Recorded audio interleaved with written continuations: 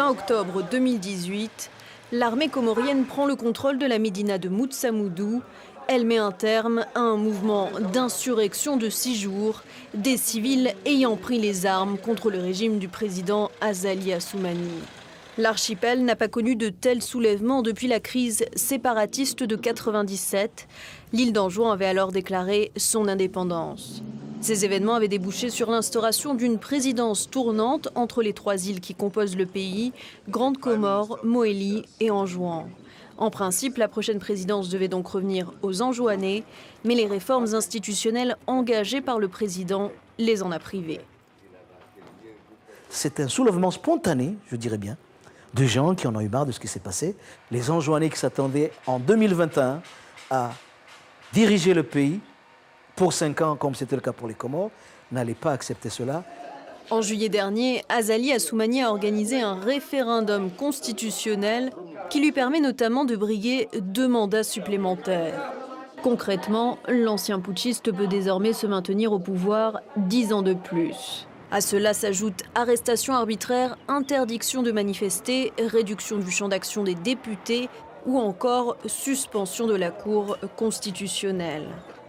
L'opposition accuse le chef de l'État de se comporter en dictateur de république bananière. La dictature, c'est quoi? C'est la privation de toutes les libertés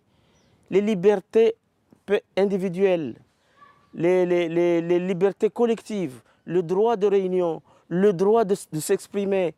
C'est une période que les Comores n'ont jamais encore vécue. Donc, c'est vrai qu'il y a des dictatures plus brutale que celle-là, mais ça commence comme ça. Après le référendum, le siège du principal parti d'opposition, Djoua, a été fermé et mis sous scellé. Des dizaines de ses membres ont été placés en détention dans l'unique prison du pays, à Moroni.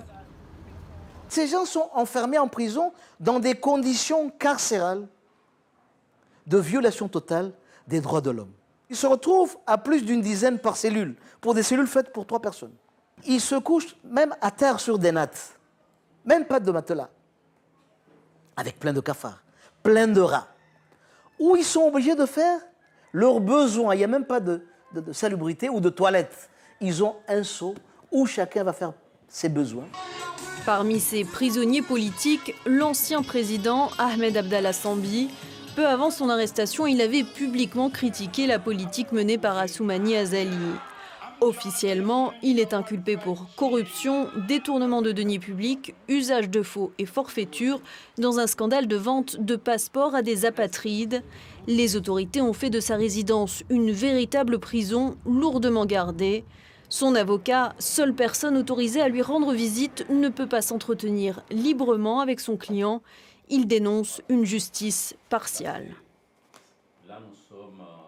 Dans son discours, au moment où il est arrivé, il a dit ceci, je le cite, « Je n'ai pas peur de la justice, mais j'ai peur de l'injustice. » Au jour d'aujourd'hui, malheureusement, je n'ai pas encore à ma possession un élément qui démontre, ne serait-ce,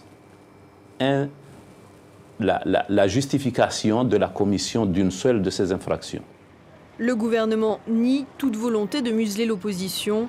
Le ministre des Affaires étrangères maintient que l'ancien dirigeant est coupable de détournement de fonds publics. Il y a de l'argent qui a été détourné, on parle de plusieurs milliards. Lors de notre rencontre, il nous a affirmé détenir des preuves solides. Mais vous voulez les preuves? Vous voulez les preuves? Je peux bien vous les montrer, oui. Ok, donc décalez votre voyage et puis on va vous donner les preuves. Des preuves qu'il ne nous a jamais fournies, malgré nos multiples relances. Cette volonté de faire taire les voix discordantes touche aussi les médias. Une vingtaine de radios indépendantes ont été fermées. Des journalistes se retrouvent sans emploi, d'autres licenciés sous pression du gouvernement. Chez Al-Watan, journal d'État, Ahmed Ali Amir a lui été congédié de son poste de directeur. Al-Watan a ouvert ses colonnes à toutes les tendances politiques. Cela n'a pas plu. On nous rappelait tout le temps que c'est un journal financé entièrement par l'État, donc vous devez vous soumettre à la ligne éditoriale du gouvernement. Nous, on disait, c'est justement parce qu'il est subventionné par l'État qu'il doit être libre, parce que c'est l'argent du contribuable comorien. La société civile n'est pas non plus épargnée. Saïd Ahmed Saïd Tourki, célèbre écrivain comorien, est lui détenu à l'isolement. Il est accusé d'attentat et de complot contre l'autorité de l'État. Il lui reproche d'être le cerveau d'un réseau qui voulait faire tomber le président. C'est juste un écrivain, c'est pas un militaire.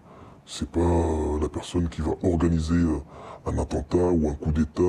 Il n'a rien. Ils disent qu'ils détiennent des preuves, alors qu'ils n'ont jamais trouvé d'armes illégales chez lui.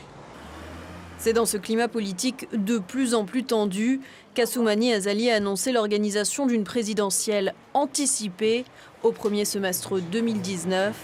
D'ici là, il fait tout pour imposer une nouvelle loi qui lui permettra de légiférer par ordonnance sur toutes les questions relatives à cette élection.